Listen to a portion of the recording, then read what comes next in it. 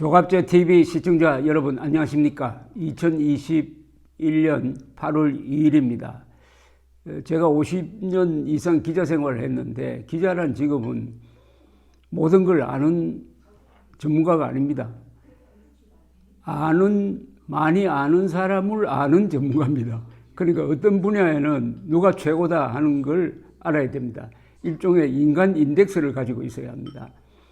외교 안보 문제에 대해서 우리나라에서 가장 정확한 말씀을 하시는 분이 많이 계시죠. 그러나 두 사람이 먼저 떠오릅니다. 우선 두 분 다 글을 잘 쓰는 사람입니다. 그리고 말도 아주 잘합니다. 그리고 실무적 경험이 있습니다. 한 분은 천영우 전 청와대 외교안보 수석, 그리고 천영우 TV를 운영하시죠. 또 한 분은 현재 국회의원, 국민의힘 국회의원 태영호 전 북한 외교관, 두 사람이 열심히 또 글을 쓰고 말을 합니다. 이 김여정이가 또 나와가지고 문재인 정권을 겨냥해서 오만방자한 이야기를 하는 게 이게 배경에 무슨 계산이 있느냐에 대해서 태영호 의원이 페이스북에 아주 정리가 잘 된 글을 올렸습니다. 이걸 저희가 지금부터 소개해 드리려고 합니다.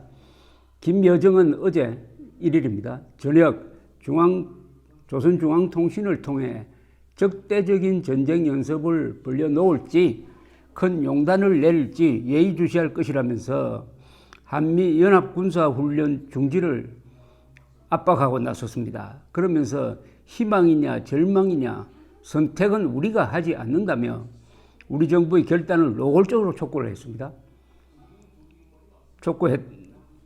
지금 제가 소개해드리는 것은 태영호 의원의 페이스북 글입니다.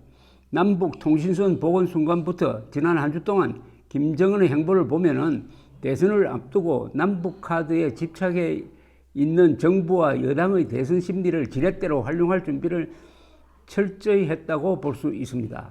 먼저 김정은은 통신선이 복원된 지 한 주일이 지나도록 주민들에게 공개하지 않음으로써 내부 동요 없이 남북 관계를 끌고 나갈 잡돌이부터 했습니다. 통신선 복원 날짜를 6.25 전쟁 정전협정 체결일에 맞추면서도 27일 당일 참전자들의 묘역을 참배하고 전쟁 참전자들과 함께 보내면서 전성절에 저음한 군심 잡기에 집중했습니다. 여기서 전성절이란 말은 북한 노동당 정권은 7월 27일을 우리는 휴전 기념일, 북한에서는 자기들이 전쟁에서 이겼다고 거짓말하기 위해서 전성절이라고 여깁니다. 기념합니다.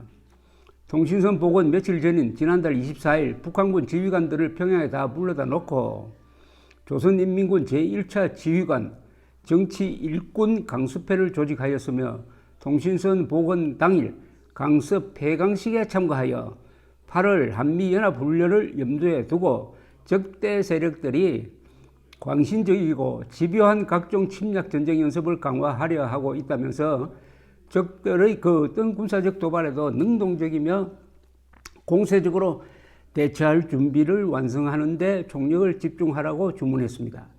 통신선 복원 다음 날인 지난달 28일에는 이례적으로 6.25 전쟁 중공군 참전을 기리는 우이탑에 헌화하더니 연이어 지난달 23일에 받은 중국 시진핑 주석의 친서를 뒤늦게 공개하면서 북한 주민들에게 든든한 중국 뒷배가 있음을 과시했습니다.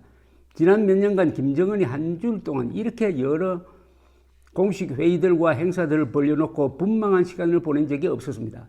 이렇게 김정은은 지난달 27일 남북통신선 복원 발표 순간부터 군심 잡기와 북중 혈맹 관계를 과시하면서 한미연합훈련 취소에 초점을 집중하고 한 걸음씩 계산된 행보를 했습니다. 반면 우리는 통신선 복원 후 장밋빛 환상에 사로잡혀 남북 정상회담을 준비하는 모습을 보이는가 하면은 한미는 한미연합훈련 문제를 놓고 삐거덕거렸습니다.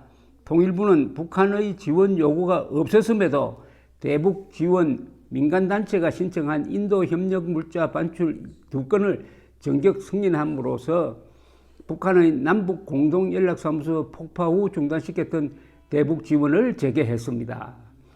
이것은 향후 남북 대화에서 남북 공동연락사무소 폭파 문제를 거론하지 않는다는 부정적인 메시지를 북한에 서둘러 보낸 것으로 되는 것입니다. 이어 국방부 소관인 한미연합훈련에 대하여 통일부가 나서서 아예 취소하자고 들고 나오더니 미국을 설득하겠다며 외교부를 제치고 통일부가 직접 미 국무성과의 대화에 나섰습니다. 한편 지난달 30일 미 국방부 대변인은 한미연합훈련은 쌍방의 결정이며 모든 결정은 상호 합의에 따라 이루어질 것이라고 했습니다. 미국이 이 시점에서 상호 합의를 강조한 것은 한미연합훈련 취소에 대한 불편한 심경을 우회적으로 드러낸 것이라고 봐야 합니다. 한미 국방장관 간 통화에서 8월 한미연합훈련이 도입되었겠는데 결과 보도자료에서 한미연합 군사훈련에 관한 구체적인 언급은 없었습니다. 여권에서는 내년 대선 전야인 2022년 2월 베이징 동계올림픽에 남북 정상이 함께 참가하는 그림까지 그렸습니다. 결국 북한은 지난 며칠 동안 대선을 앞두고 남북 카드를 활용해 보려는 우리 정부와 여당의 반응, 한미 사이의 불협 화음을 지켜보고 그 다음 수로 김여정을 내세워 우리 정부의 한미연합훈련과 남북협력 간의 양자택일, 희망이냐 절망이냐를 선택하라고 나선 것입니다. 지난 한 주일 동안 정부와 여당이 보인 남북대화에 대한 지나친 집착이 김정은 남매를 더욱 오만하게 만든 셈입니다.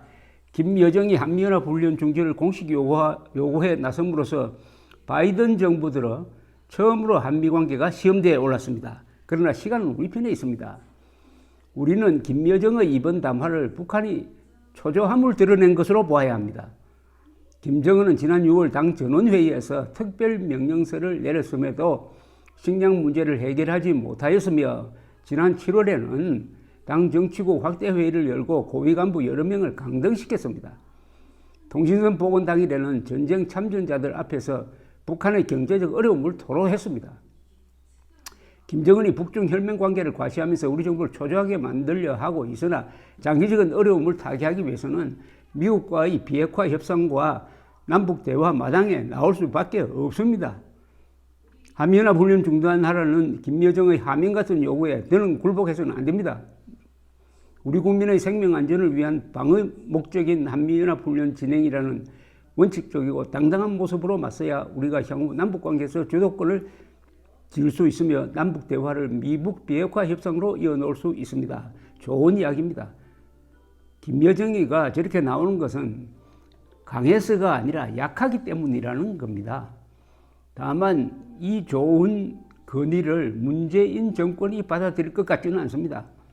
저 정권은 모든 것을 3월 9일 선거에 걸고 있습니다.